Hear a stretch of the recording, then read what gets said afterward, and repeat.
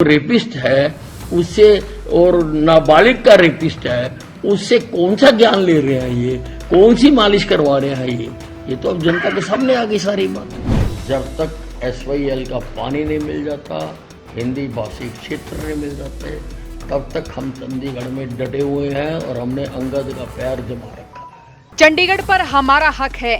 जब तक हरियाणा को SYL का पानी नहीं दिया जाता और जब तक हिंदी भाषी क्षेत्र हरियाणा को नहीं मिल जाते, तब तक चंडीगढ़ में अंगद के पैर की तरह जमे रहेंगे। ये बयान दिया है हरियाणा के गृह मंत्री अनिल विज ने।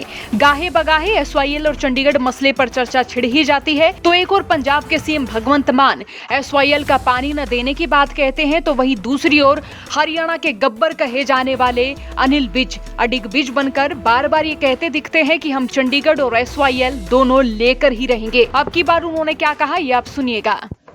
चंडीगढ़ पर हमारा पूरा हक है।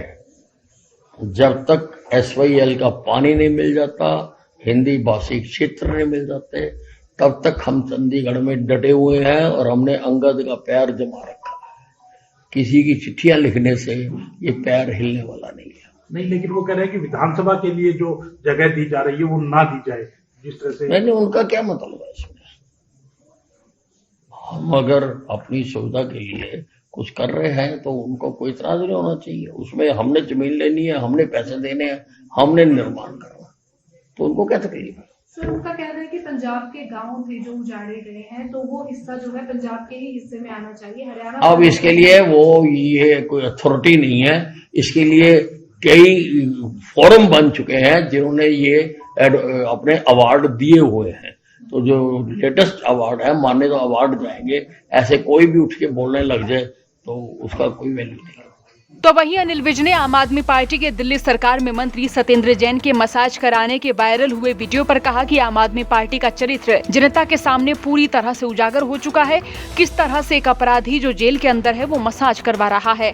इस मसले पर वो क्या बोले, जरा सुनिए। आप पार्टी का चरित्र जनता के सामने पूरी तरह से उजागर हो चुका है।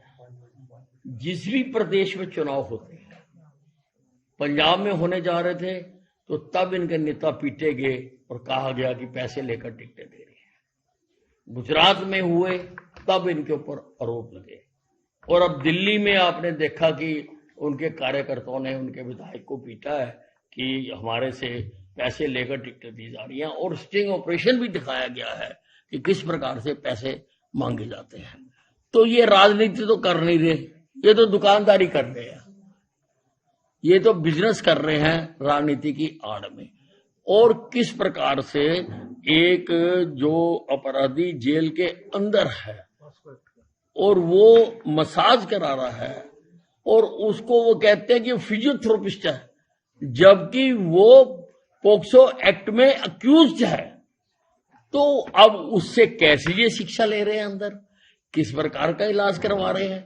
जो रेपिस्ट है उससे और नाबालिग का रेपिस्ट है उससे कौन सा ज्ञान ले रहे हैं, ये कौन सी मालिश करवा रहे हैं, ये तो अब जनता के सामने आ गई सारी बात।